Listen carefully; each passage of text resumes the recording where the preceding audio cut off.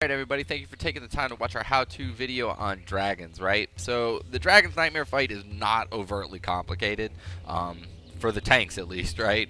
We just have to make sure that we do our taunts properly, and then whoever ends up getting the lead on total stacks has to be on point and make sure that they're properly calling out when you hit 6-7 to get a good exchange. And then at the 70% and 30% mark, it becomes essential that the tank that loses their dragon takes the dragon from the other tank. And as long as those things are done, you're in really good shape. Now, when it comes to DPS's responsibility and heals responsibility, it's through the roof.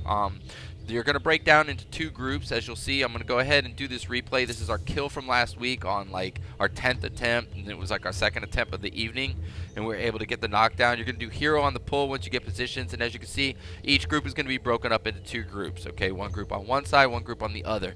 Now remember, it's 35 yards on heroic and normal, and you want to make sure that you don't coincide your position from one or the other. You're on lockdown on one side, and that's where you got to work from consistently. Okay, now there's a number of elements that are going to come out that you need to pay attention for, and I'm not going to review in this video. Just make sure that you understand his DPS and his heals, what you need to do involving the plants and the roots and the shades. Like basically, if there's an ad up, kill it. Okay, if there's a plant up, then don't let a heal stand on it. A ranged DPS needs to get on it, okay? And then the rest of the fight at that point is pretty redundant. Don't stand in front of the dragon. Try to, because of the breath, I can't remember if there's a tail swipe or not, but I mean usually with the tail there is, right? So you just got to kind of watch. Always attack from the side, right? And then as you'll see in the attempt here, it was roughly around 6 minutes. I'm going to do it at 2 times the speed.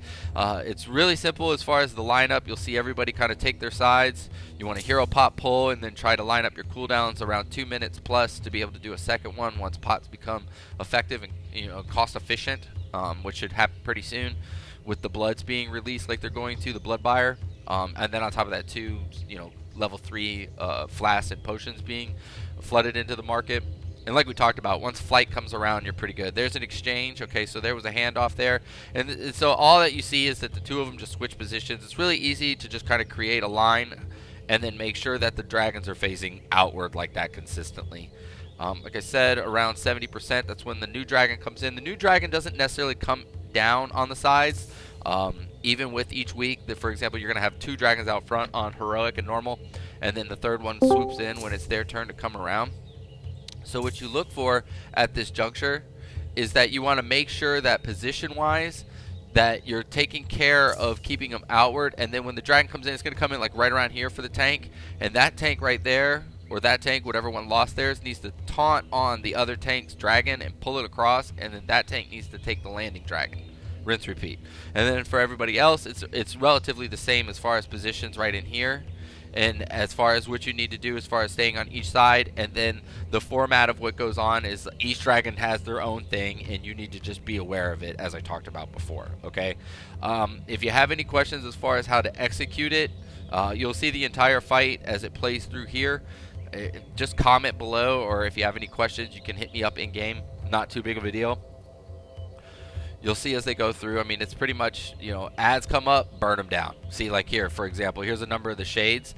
Now you have to watch out. Like as soon as the shades come out, we need to directly engage them. So if you're not engaging them directly, you're not doing it right, okay? One of the elements that we've seen in a lot of the fights is that, like, sometimes we're having to reiterate that, like, when this ad comes up, you need to attack it. When the ads come up, you have to attack it. Like rinse, repeat. Like that's just universal for raiding, period. If there's a primary target that takes precedence over another target as far as our kill list, then that's what you have to do, right? So just pay attention for that. Work it. The shades are going to go towards here, and then you just manage them accordingly, okay? You'll see the movement. There they are. Their health is going down. The tank can't really move too much with it because the dragon's so big, and the shades, once they get up there, it just becomes really difficult to manage. Watch out for the corrupted mushrooms, circular AoE. Just gotta avoid, really. It's not that difficult. And yeah, that's the premise of the fight. If you have any questions about it, just ask in game. And again, thank you for watching the video. Click like, subscribe, etc. I'll have more on the way. Have a great day.